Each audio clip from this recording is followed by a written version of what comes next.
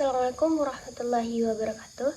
Saya Hikmatul Kamilia, Prodi S1 Kebidanan, Fakultas Keperawatan dan Kebidanan dengan NIM 12300230033. Di sini saya akan menjelaskan 5 hal.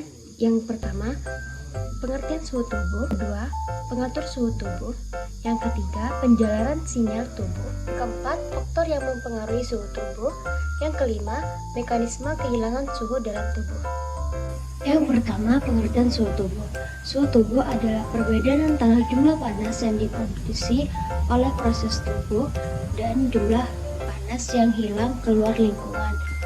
Adapun tempat pengukuran suhu tubuh, yang pertama, suhu inti, yaitu suhu jaringan dalam relatif konstan seperti rektum, membran timpani, esofagus, arteri pulmoner, dan kandung kemih. Yang kedua, suhu permukaan seperti kulit, aksila, dan oral.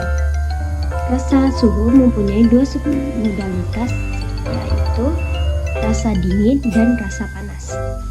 Faktor-faktor yang mempengaruhi suhu tubuh, yang pertama umur, yang kedua eksersis atau latihan fisik, yang ketiga hormon, yang keempat stres, kelima lingkungan, keenam makanan dan minuman, dan yang ketujuh faktor. Yang kedua, organ pengatur suhu tubuh, hipotalamus, pusat pengatur panas yang dikenal dengan termostat yang terletak di bawah otak. Termostat hipotalamus memiliki semacam titik kontrol yang disesuaikan untuk mempertahankan suhu tubuh. Jika suhu tubuh di bawah atau naik sampai titik ini, maka pusat akan memulai impuls untuk menahan panas atau meningkatkan pengerahan panas. Terdapat dua hipotalamus. Yang pertama, hipotalamus anterior yang mengatur pembuangan panas. Yang kedua, hipotalamus posterior yang mengatur upaya penyimpanan panas. Saraf yang terdapat di bagian periodik hipotalamus anterior dan posterior memperoleh dua sinyal. Yang pertama dari saraf perifer yang menghantarkan reseptor panas atau dingin. Yang kedua dari suhu darah yang memperdarahi hipotalamus itu sendiri. Yang ketiga, penjalaran sinyal tubuh. Sinyal suhu tubuh yang dibawa oleh reseptor pada kulit akan diteruskan ke dalam otak melalui jarum spinothalamikus. Ketika sinyal suhu sampai di medula spinalis, sinyal akan menjalar ke dalam traktus lesior beberapa segmen di atas atau di bawah, dan selanjutnya akan berakhir terutama di lamina 1, 2, dan 3 radix dorsalis. Setelah mengalami percabangan melebihi satu atau lebih neuron dalam medula spinalis, sinyal suhu selanjutnya akan dijalarkan serabut ke serabut thermal ascendens yang menyilang ke traktus sensorikanterolateral sisi berlawanan dan akan berakhir di tingkat retikular batang otak dan kompleks ventrobasal talamus. Beberapa sinyal pada kompleks ventrobasal akan diteruskan ke korteks somatosensorik. Cara mengukur suhu tubuh masih dilansir sumber yang sama. Ada beberapa cara untuk mengukur suhu tubuh manusia. Di antaranya, yang pertama, oral. Pengukuran dengan cara oral adalah meletakkan termometer ke dalam mulut. Perlu diperhatikan bila sedang mengunyah atau memakan sesuatu, tunggu 15 menit sebelum mengukur suhu tubuh secara oral. Langkah-langkahnya antara lain, bersihkan termometer, cuci tangan hingga bersih, pastikan termometer berada di bawah 35 derajat Celcius, letakkan termometer di dalam mulut, tepatnya di bawah lidah. Mulut harus tetap ditutup untuk menahan termometer tetapi jangan digigit. Bernafas melalui hidung dan tidak berbicara. Tahan termometer dengan bibir 3-8 menit. Angkat dan baca termometer. Setelah selesai, bilas termometer dengan air antiseptik atau air sabun. Kemudian bilas dengan air DTT atau desinfeksi tingkat tinggi. Keringkan termometer dan letakkan kembali ke tempatnya.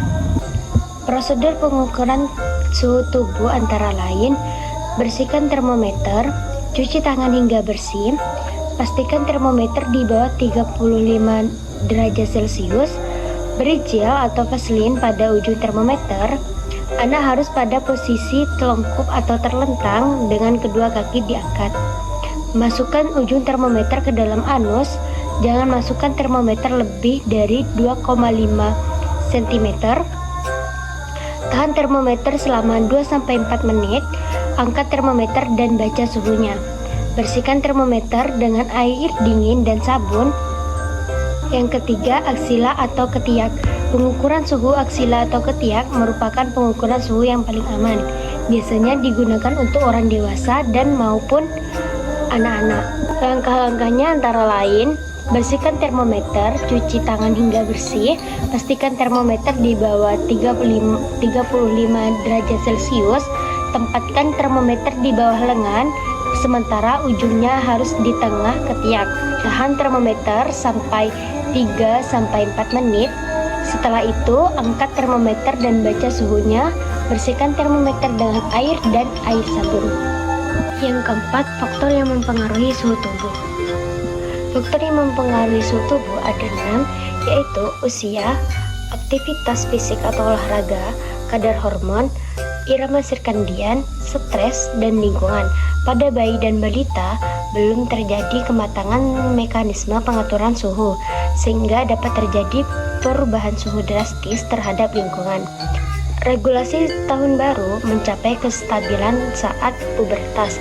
Suhu normal akan terus turun-menurun saat seseorang mulai tua. Pada dewasa tua memiliki kisaran tubuh yang lebih kecil dibandingkan dewasa muda. Aktivitas otot membutuhkan lebih banyak darah serta peningkatan pemecahan karbohidrat dan lemak.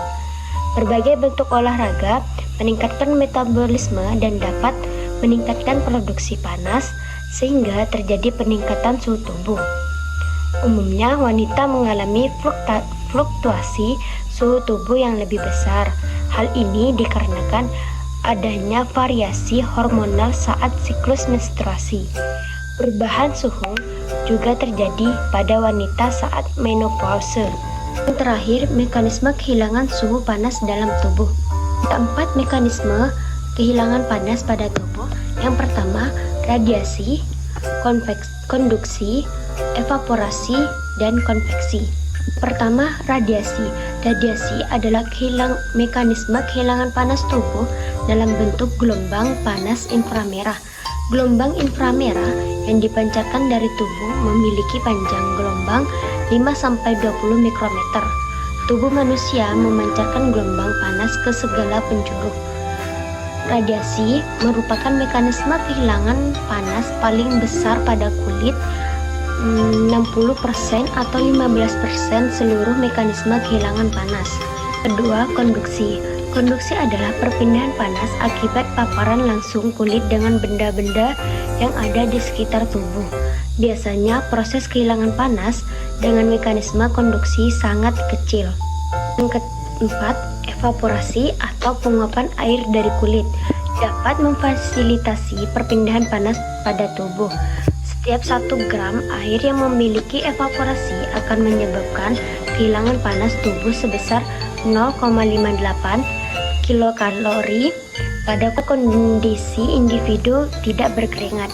Mekanisme evaporasi berlangsung sekitar 450 sampai 600 ml per hari.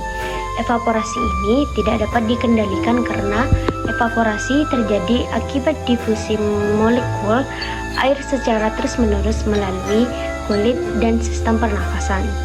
Selama suhu kulit lebih tinggi daripada suhu lingkungan, panas hilang melalui radiasi dan konduksi. Namun, ketika suhu lingkungan lebih tinggi daripada suhu tubuh, tubuh memperoleh suhu dari lingkungan melalui radiasi dan konduksi. Pada keadaan ini, satu-satunya cara tubuh melepaskan panas adalah melalui evaporasi. Yang terakhir, konveksi, perpindahan panas melalui aliran udara atau air.